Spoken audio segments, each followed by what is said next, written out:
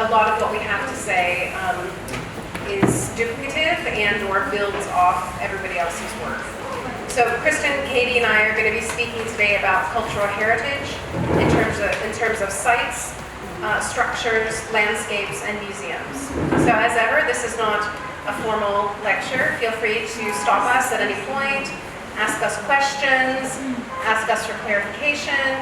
If you can't hear us, please raise your hand.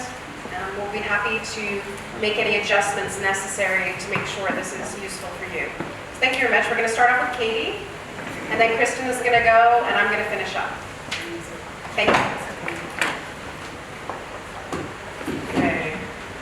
All right, so I'm going to start off with the archaeological side of things, because that's what I mostly do, working on archaeological sites and then thinking into sort of heritage strategies. So some of you may have seen some of the bits of this. Anyone who's in the Samarkand course, it's similar. It's based on a case study in southern Kazakhstan, the side of Otra, where I'm working. But I just want to sort of go through some of the, I suppose, things we need to think about when we're both excavating, preserving, and presenting archaeological sites, of which this region has a lot of really fantastic examples. And you really have a really, really rich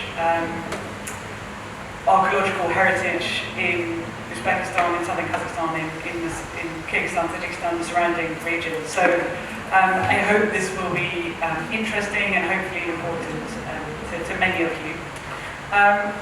So archaeological sites are not only a kind of archive, almost like a historical archive, they're also something that you can use for communicating things about the past, and also having some sort of tourism engagement, tourism infrastructure as well. So we'll do a very brief thing on the regional museums and visitor centres, because I know Leslie's going to talk more about that later. We'll think a bit more about narratives and audiences, and if you're sort of adapting sites or preserving sites, who you need to think about coming there and what we're going to do to them. And then something about the sort of ethics and legislation of this conservation and protection, and then sort of overall managing them. So you've probably all been to most of these buildings. This is Almaty, Astana, Nur-Sultan, and Tashkent. And these are really, I suppose, the national history museums, where you get a kind of progressive narrative through the history of a country that often kind of culminates in something like the present day. But archaeological sites are often telling a much more local history, a much more, I suppose, regional narrative, and they can be really important to sort of demonstrate a regional history, and also a history that may not always be represented in a kind of national museum. So here's just a little summary, and the idea of the sort of history of a people, the history of the Uzbeks or a history of the Kazakhs or something like that. Whereas often at archaeological sites you see more people represented perhaps. So this is where Otra is, this is where I was until a couple of days ago, and I'm going to go back in a couple of days. It's in southern Kazakhstan, so not far from Tashkent actually, not far over the border. And in the kind of similar landscape to, I suppose you might be familiar with around here, it's very close to the Sirdarya River. And you can see the landscape here, it's relatively arid. And the site is up here, this sort of lump. And it's surrounded by a few small villages. One of them, Shaldo, down here, has the Otra Museum, and then there's also a new visitor centre that's been built up by the site. There's also a shrine, the Arastabad Mausoleum, where there's a mosque being built recently, and this whole landscape is full of archaeological sites, not just of the same period as Otra, so not just medieval, but there's also some earlier settlements here, and some relatively recent abandoned sites as well. So this is what the local, I suppose, information, the local offering about Otra looks like. So this, if you went as a visitor to the site, this is what you would first come across probably. The Otra Museum, which is in Shaldo, which was built in the 1980s, and it houses a lot of the artifacts from the excavations. And more recently, in the last few years, a visitor centre has also been constructed right next to the site, which has more of a kind of narrative approach, fewer artefacts, and has more sort of videos and images of information about the site. And interestingly, I think a lot of the people who go to the site don't also go to these places where they can get information. So they have to be kind of self-sufficient, but also they have to be complementing each other, I suppose. So if you go to all three, you're not just getting repetitive information. So this is the sort of thing they have in the museum and visitor centre. There's kind of ethnographic examples of what past structures look like in the oasis. There's some archaeological finds, and there's also some reconstructions of things like pandas. But what I'm more interested in, I suppose, is the archaeological site. Sorry, I keep hitting this. Can everyone hear me okay? Yeah, good. I'm trying to keep close because I know it's not necessarily very loud microphone. So this is what the archaeological site looks like. There's a 15 to 18 metre high tepe, tobe, tel, depending on where you are in the world. And that is built up from centuries of mud brick housing, of human occupation since at least the 4th or 5th century AD, possibly even earlier. But surrounding this is also a large suburban area where there are industrial zones, there's residential areas. There's actually, it's actually walled. You can see some of the wall bits surviving up there. Yeah, you can see my cursor. So you can see some of the walls surviving up here. And you can see also there's irrigation, there's canals, there's a big reservoir from the city here. So the water's actually coming off the Aris, the river Aris, into the city and providing water for the city, but also irrigating the wider landscape for agricultural production to feed people who are living in Otrar. And so this is what it looks like, or actually, I suppose this is a 4 or 5 year old photo, so this is what it looked like 4 or 5 years ago. And you can see, if you're a visitor coming to see the site, this might not look like the most appealing of places to come with your children for the day, because it's a lump of dirt. And there are bits that have been excavated and preserved, but again, there's not always a huge amount of information about them. So I suppose the job of someone managing this site is to protect the archaeology, but also make it appealing for people to visit. And that is often a bit of a balancing act, as we'll see. And I think this might be another one of those, there are no right or wrong answers, but there are sort of principles you want to stick by and work out which ones are most important to you.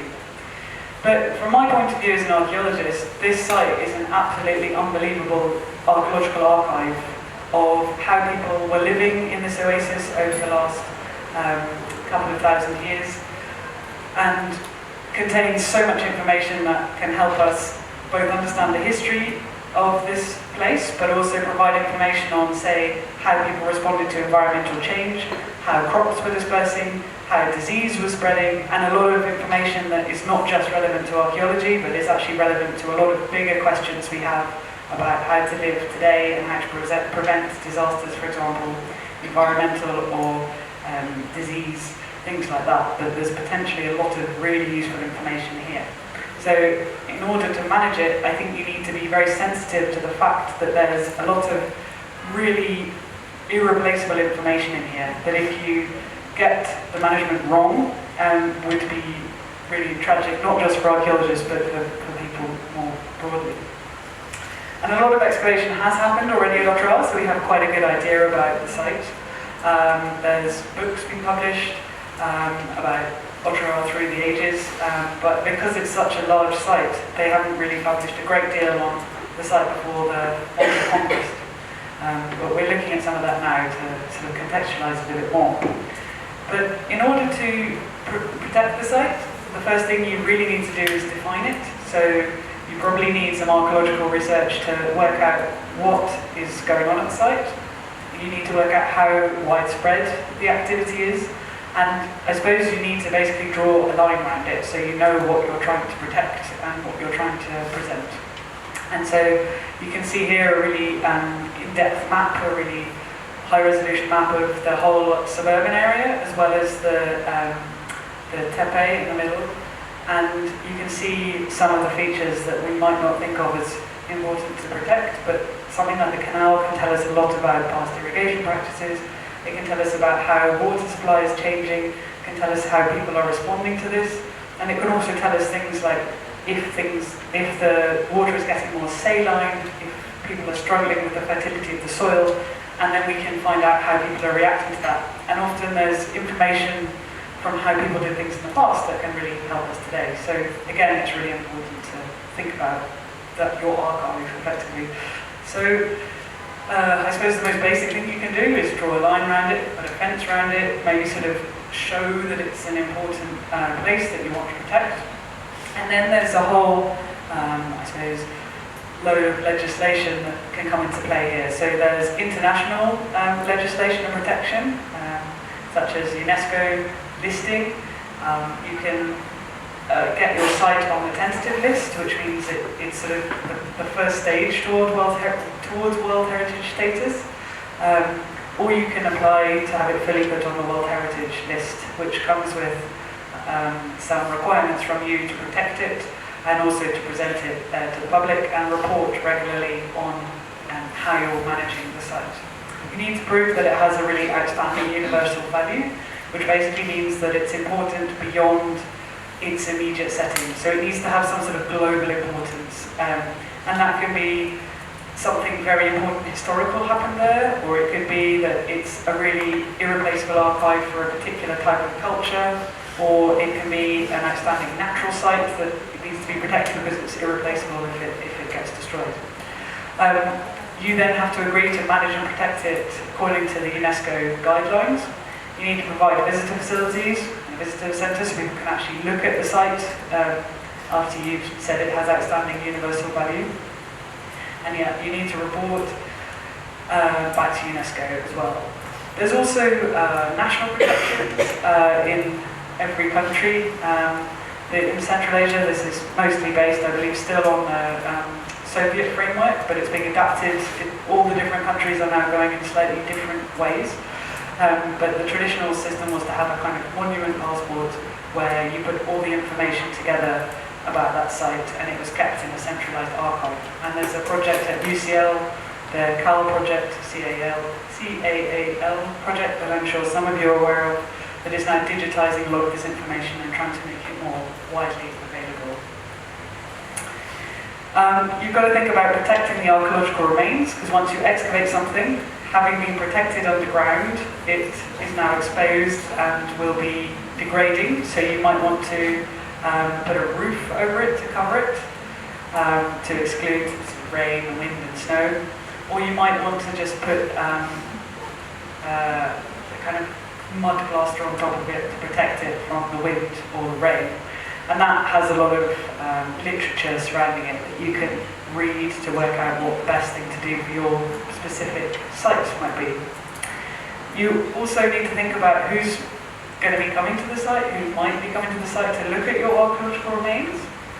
And you've got to think, I suppose, about what languages you want to present the material in, the level of detail. Is the site accessible? Can people with children in pushchairs or elderly people in wheelchairs visit? Can you build some sort of mechanism for this, some paths or something? And to make sure that your signs will last a long time.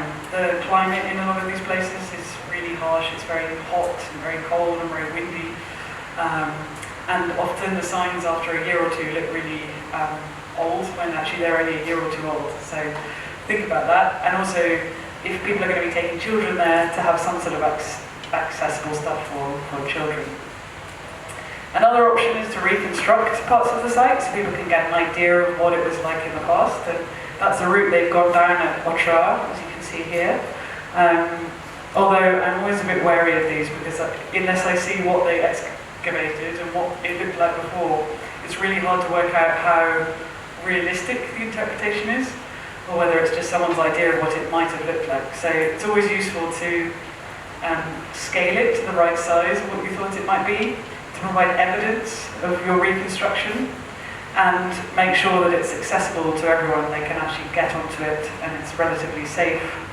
But this comes with problems with protecting the site, and also you might need to maintain it.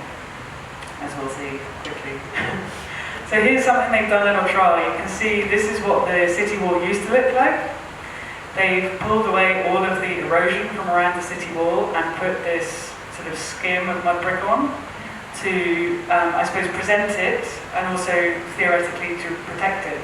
But I don't know how many of you live in Bukhara, but this was a similar thing that was done in Bukhara, and shortly afterwards, due to torrential rain, part of the wall collapsed, and also it took down the original city wall, which had been sitting happily underneath this for centuries. So you've got to think about what impact you might have. You might also be tempted to introduce new building material, but you need to be quite careful that this can be differentiated from the older stuff. So, for example, UNESCO did some reconstruction and they put UNESCO stamps on all of the bricks they used so people could tell, and the year. So you see a lot of UNESCO 2003, 2004 stamps at Ultra. You might also want to target specific buildings based on archaeological material you found. So this is a bathhouse at Ultra, where they found lovely tiles with this decoration on, and they remade some to put in the reconstruction, which I think is quite nice, quite effective. And yeah, just that it completely changes the nature of the site. This is pretty much what Ultra looks like at the moment, a building site rather than an archaeological site. And they've excavated buildings and basically built them up from the ground plan. And you can see the amount of disruption it's causing to the site. So I'll just dash through this because I think we're going to run out of time. But just to make sure there's sort of facilities for everyone as well, you need kind of infrastructure. You need to protect the archaeology and interpret it as best you can. And I suppose these are all a bit of a balance. The sites are very complex, so you want kind of good signposting, so sort of paths that you sort of suggest they're going down, and also a lot of explanations about what's going on and what different periods there are, because often you see stuff from lots of different periods and it's not very clear which one's earlier, which one's later, so it's useful to have that. You might think about ways you can have people experience heritage, like this visitor centre in Turkestan, where they've got a reconstructed rock art, a reconstructed souk, and someone reading poetry. Dioramas are also very nice. I do like a good diorama. This is the Mongol conquest of Otrar, and this is Shimben's Bazaar. And there's also a flying theatre now in Turkestan, where you can experience Kazakhstan's heritage, which is actually great. I highly recommend it. So yes, these are my 3 takeaways. Document and define your sites, protect them, and then present them sensitively. Thanks.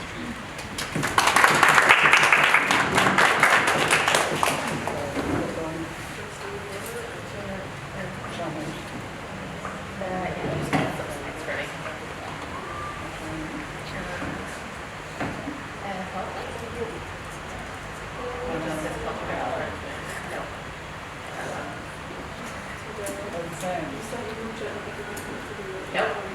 Okay. Yes, that's it. So it's a really smooth transition now to this thing. Okay, great. So I am kind of going to go from Katie talking about sort of cultural heritage management on sites to sort of expand that out and think about how do we sort of manage cultural heritage data for like lots of sites in an entire region. You know, how do we think about sort of sites and landscapes, methods and tools that we can use to document that. So just to give you a bit of so my background in cultural heritage management is definitely sort of at that broader level. I work with a big project where we try to document and then monitor sort of things that are affecting archaeological sites through time, and working with local cultural heritage agencies to create sort of national inventories and databases so that this monitoring can continue. And so I'm just going to talk briefly about a couple methodologies for locating and monitoring cultural heritage sites and landscapes. And then I'll just give you an example of sort of the kinds of databases that we use. I'll give you an example of the one project I'm on, Amina, but there's a lot of other projects we're using similar methodologies and software even here in Central Asia. So it's quite applicable across the board. And then I'll give you a couple of examples of how we use that data to actually, as a sort of case studies.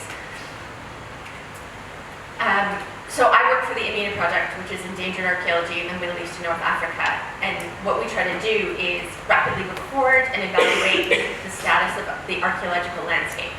And then to create sort of an accessible body of data, which can be used, by researchers, by national heritage agencies, heritage professionals. And then this also kind of provides the kind of information that can be used to target sites that are most in danger and sort of plan and implement preservation and protection of that heritage. So for instance, like at the site level, like what Katie was talking about. So these kind of things feed into each other. And so, the project and others, we identify, understand, monitor archaeology, we create records, we train people to use this, we make information accessible to preserve heritage. And while I said, I work for the Amina Project, and so I do research, there is a plethora of projects out there right now, including CAL, which is actually the Central Asian Archaeological Landscapes, that are using very similar methodologies, as well as similar software, particularly Archie-style databases, which I'll talk a bit about, that sort of unite a lot of these different projects. And so there's quite a lot of connections between different regions and different groups, so quite useful to kind of know about this. So methods. So today we did a little bit of, so those of you who came earlier to make a map, you heard a little bit about Google Earth Pro, and one of the key methodologies that we use in our project and a lot of these projects is satellite remote sensing, using a lot of freely available resources like Google Earth Pro, because anybody can access it. And it also contains imagery from multiple dates and different times of year. So it allows us to then sort of create a time change analysis about what's happening to cultural heritage sites over time, which we can then supplement by field visits, by people monitoring on the ground, people working at individual sites, and kind of bring that all together. Interpretation does require some experience and the availability of imagery. Software requires training and internet, but those are things that, they're relatively, you can use resources to train yourselves in doing that kind of thing. Like I said, we use a lot of Google Earth Pro. We'll go into a huge amount of detail with it, but hey, one of the benefits of doing this is it's free, right? And it's updated, and so we can continue to monitor. We do a lot of this sort of survey. This is the backbone of a lot of our data collection for these kind of projects, is doing this sort of systematic remote sensing survey, where we're looking at imagery, going back and forth, recording potential archaeological sites, recording known archaeological sites, recording the changes that have happened to them through time, if we have evidence for it. As well as bringing in other resources. So, for instance, published archaeological data and maps. I think a lot of places have huge archives that have information from excavations and surveys from the last 100 years or whatever that we can integrate into sort of these spatial data sets. Historical satellite imagery, what we call legacy data, so maybe we have a bunch of information from, like I said, surveys or excavations that happened years ago that never got published properly, but that could be brought in as well. How we use this data is to sort of record potential threats, as well as record disturbances and the things that are affecting heritage sites. So, everybody hears about a lot of the newsworthy ones, and everyone hears about destruction due to conflict or, other things like that, or looting. But there's a lot of things that are happening every day in a lot of places in the world that are also impacting heritage sites. So, for instance, construction, urban development, agriculture, all that kind of stuff impacts archaeological sites. I mean, I don't know around Otrar, is there anything that's... They're building a new road, right? So then road building, that's another huge one, absolutely. And so we can sort of use this information to monitor what has happened and potentially the rate, you look at the rate it's happening, and also then think about what is going to happen in the next 5 years, what is potentially going to happen in the next 10 years, and so on, and to plan better. Here's an example of the kind of thing that we do. This is an example from Syria, but this is, one of those newsworthy conflict damage type images where you can see the obvious destruction.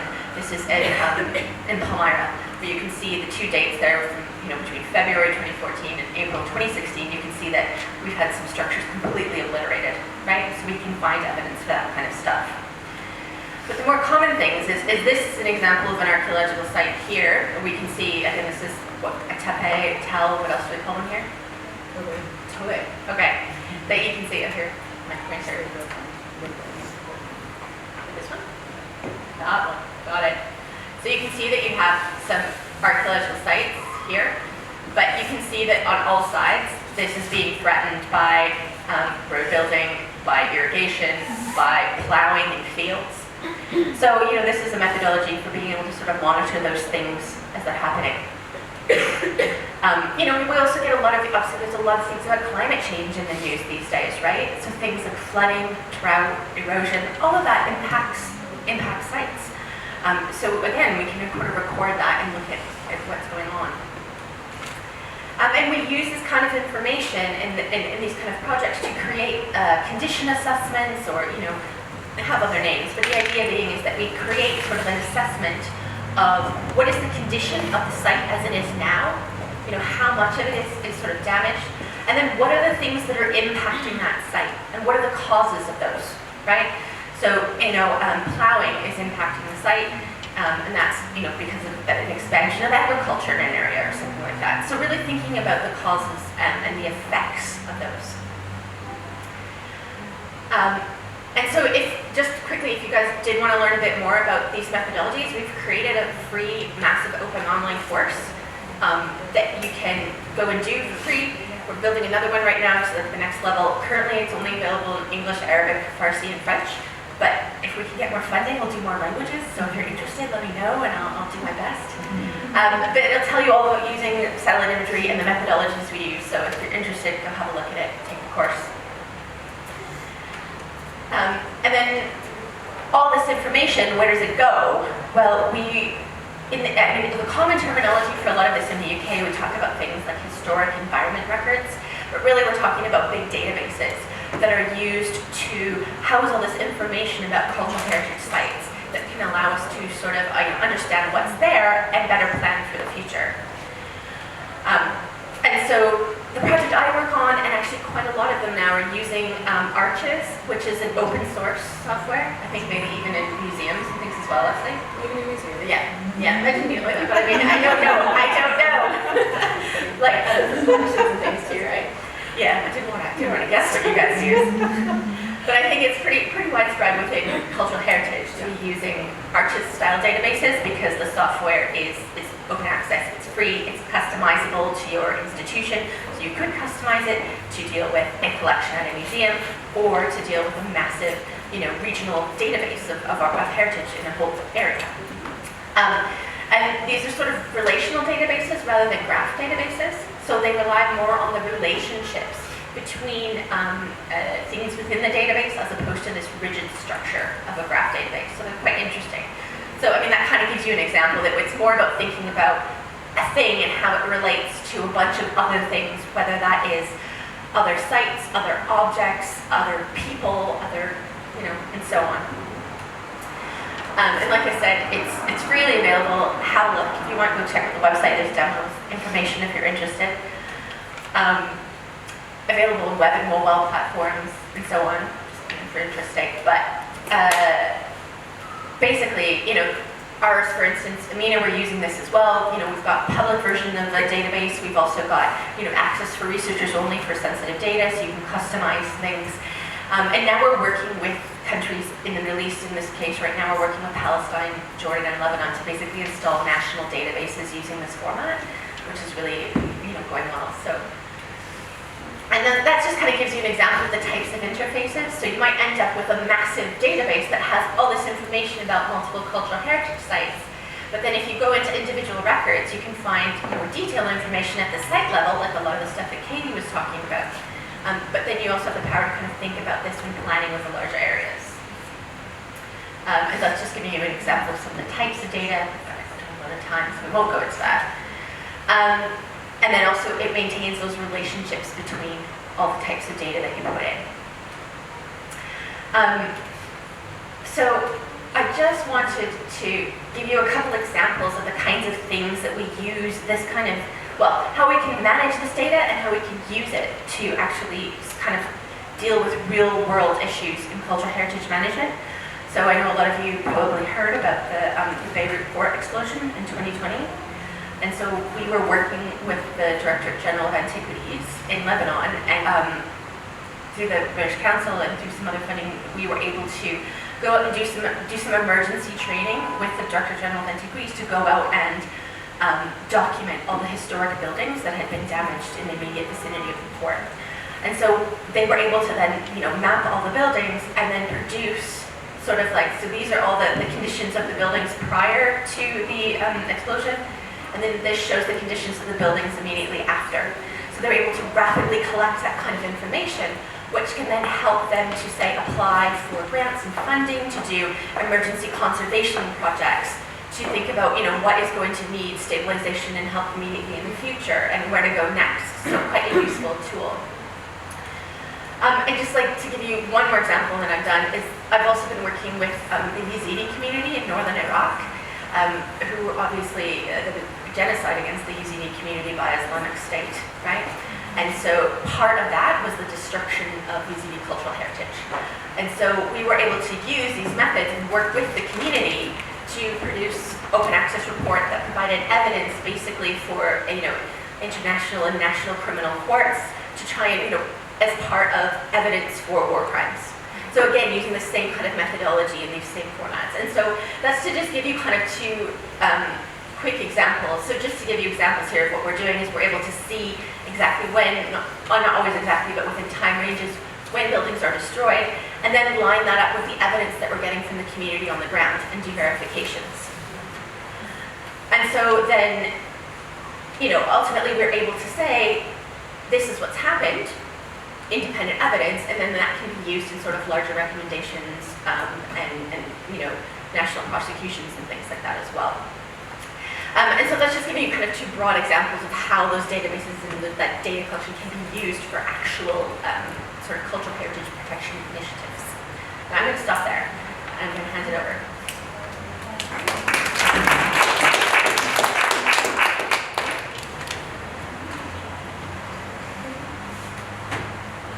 Does anyone have any questions for Katie or Kristen?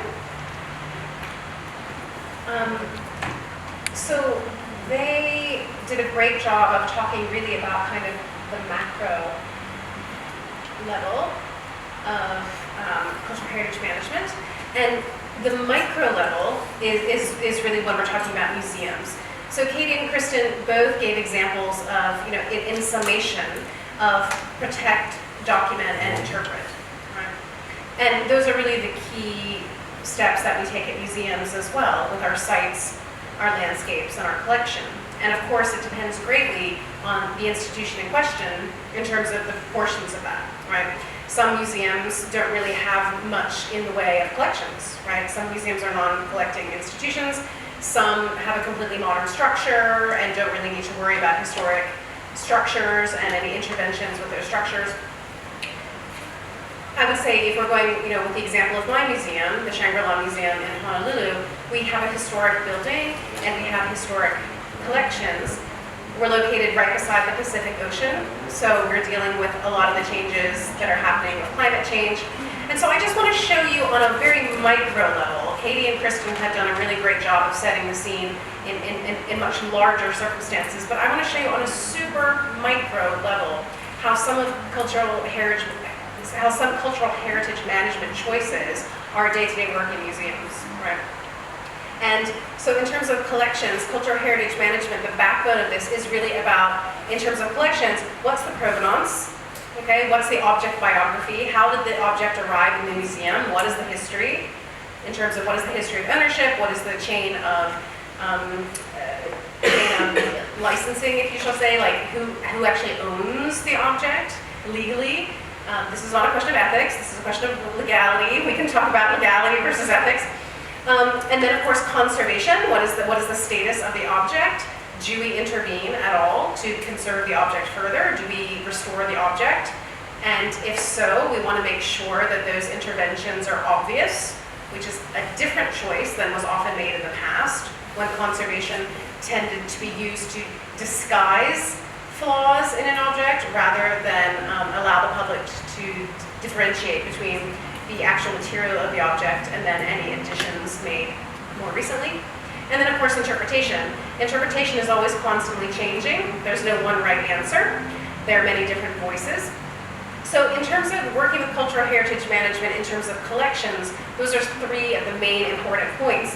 Structures, I think that Katie and Kristen gave you much better points about that. In the museum, we're really thinking about the conservation of the structure as well as accessibility, because by nature museums are open to the public, right? We don't have the choice of closing them often unless they're incredibly unsafe or unstable or going through complete renovations. So you really must take into account accessibility of various audiences within your structures. And then of course the other very important leg of this tripod is people.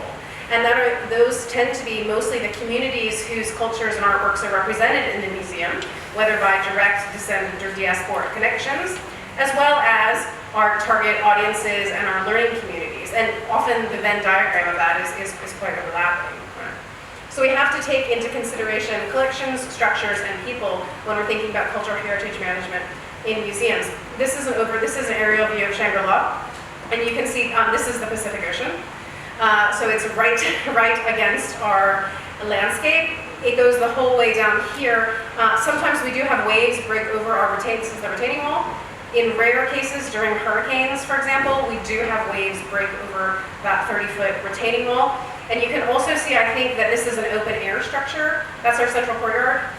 So all of the galleries that front the central courtyard are open air. Shangri-La is not a climate-controlled museum. It's very unusual. Okay? So we're also in the tropics in Hawaii. So we have a lot of questions that we're dealing with in terms of managing the cultural heritage which is in our collection.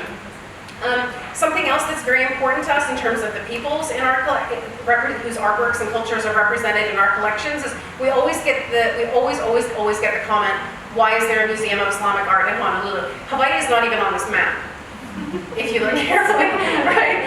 It should be kind of like between, actually exactly where it splits. It should be kind of here and here, right? So Hawaii is not even on this map. And so I really dislike these kinds of maps. In fact, at the museum, we have a Pacific-centered map in which Hawaii is actually the center of the map. And I think in that kind of map, it shows you very clearly that, of course, the Pacific is a key part of the Islamic world, Indonesia being the most populous Muslim country in the world. And of course, water not simply being an obstacle, but also a means of connection.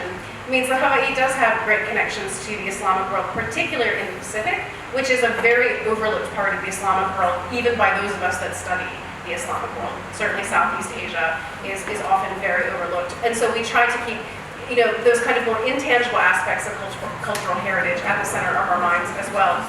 So is there Islamic communities in Hawaii then? There is an Islamic community in Hawaii, although this is a whole separate lecture, but of course Islamic art is not merely religious, right? It also incorporates a vast quantity of secular art, and so within the field we tend to use the term Islamic-ket, which is already difficult to explain.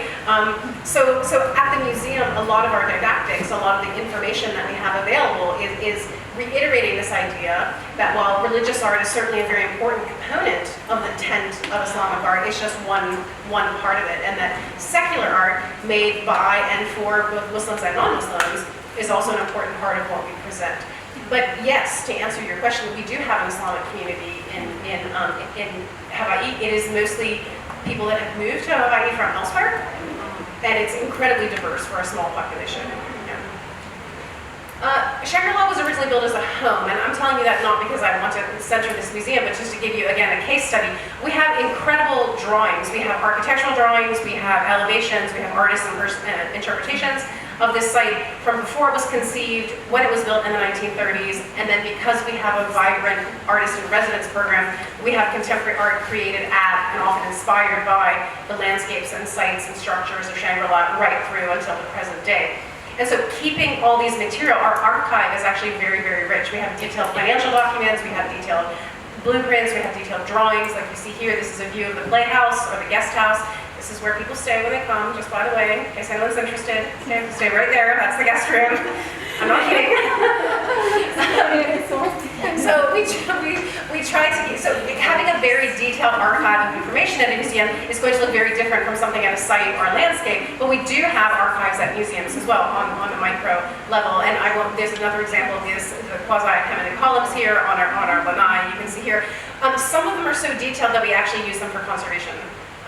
Our conservator will actually look at detailed sketches of, both, and also historical photographs, but often, it will not surprise you, the drawings are often much more detailed than the photographs, especially from the 1930s, so we actually use these in conservation.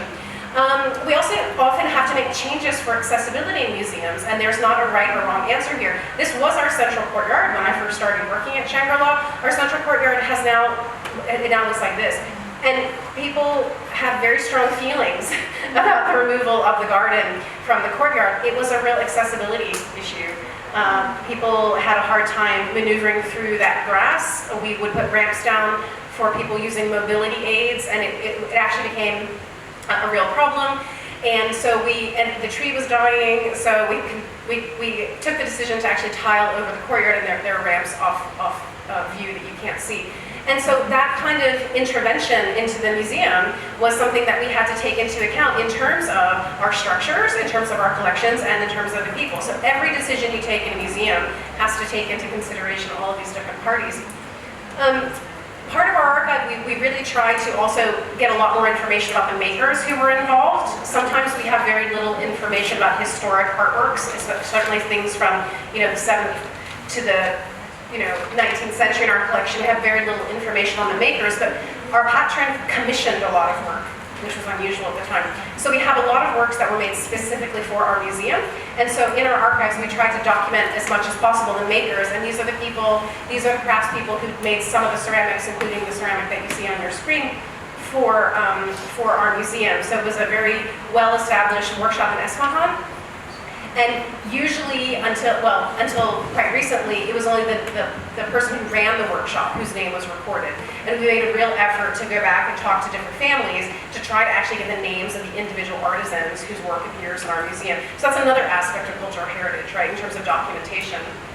And now I really want to hear from you, because I don't want to take up too much time, but I also want to show you one of the real highlights of our collection. This is our mihrab from Beramin. It is made of lusterware, which, for those of you who know, it's a very rare, expensive, very costly technique that required 2 firings. Those of us who have excavated ceramics know that we find lots of wasters of lusterware, people who tried to make it and couldn't quite manage it. This is one of 6 surviving lusterware mihrabs in the world from the Ilkhanid period. And 4 of them are in Iran, at the Iran Bastan Museum in Tehran. The 5th is at the Museum for Islamische Kunst in Berlin, and this is the 6th. It's the largest and it's the most complete, and it's in Honolulu. And when Doris acquired it in 1940, until the museum opened to the public in 2002, I would argue that it was actually quite unethical to have such an important artwork in a private collection. Now, of course, it's open to the public, so I feel like I will revise my position. And it has a very complicated history in terms of removal. It was removed in unknown circumstances. We have photographs that show the mihrab in situ at the shrine, at the Imamzadeh shrine in Beramin in the 1890s. That is after the Qajar government had passed laws forbidding the removal of any architectural ornament from its spaces. However, there's no way that such a large piece of material could have been removed without any kind. You can't remove this surreptitiously in the night. This is a multi-day, multi-step process. We have very little information about how this object left Iran. We know that it had left Iran by 1910, by 1915, 1916, because it was being advertised by different dealers, and it was also exhibited in the Burlington exhibition of Persian art in London. So when it finally was purchased by Doris Duke in 1940 from Hagot Kevorkian, the noted dealer, it had been outside of Iran already for 50 years. We are very happy to have this conversation with visitors. It's often a very significant conversation we have with visitors, especially who are from Iran, who have a lot of feelings about the repatriation of this artwork. So I think it's something that we continue to have discussions about, and I think we will probably need to have a more formalized response at some point in the future, but it's not something that we hide. It's something that we talk a lot about on all of our tours. It was purchased legally by Doris Duke, but we have a really robust series of conversations and articles about the ethical implications of artwork, especially because, of course, this is a mihrab, so it has a function, it has a duty, which is to, of course, indicate the direction of Mecca. It is not oriented toward Mecca in our museum. In fact, none of the 6 mihrabs that are on display are, which is something that's a little bit interesting as well. In addition to the object biography that I've just shared with you, 1940 was a very important date in Hawaii. So this object was installed in 1940. Doris paid just as much for this mihrab as she paid for the 5 acres of oceanfront property on which she built her museum, to give you an idea of the significance of this artwork. And then, of course, in December of 1940, Pearl Harbor was bombed. And so she was not in residence in Hawaii at the time. She was at another house. Her staff panicked, I think quite rightly, knowing the significance of this artwork, and they very quickly deinstalled the mihrab. None of them were Arabic speakers. And so when World War II was over and the mihrab was reinstalled, it was reinstalled out of order. So this shows the numbering sequence, of course, is the correct order of the tiles. The tiles are not presented in order. So when you look at this photograph, if anybody reads Arabic and you happen to notice the third verse, going around the outside edge of the mihrab, it is not in order. And so I put this to you as a query of cultural heritage, right? In terms of protection, in terms of documentation, and in terms of interpretation, what do we do with this object? Do we return the inscription to the original and correct order? Do we leave it as is? What do you think we should do? I think even leaving it as it is also talks about the history of the artifact that at some point was stolen and built with this disordered kind of incorrect arrangement. Maybe it's better to leave it as it is. And maybe the styles were mixed while transporting them to Honolulu. So I in this mean- case, Oh, that's interesting. That's interesting to assessment. put Okay. them into the correct order.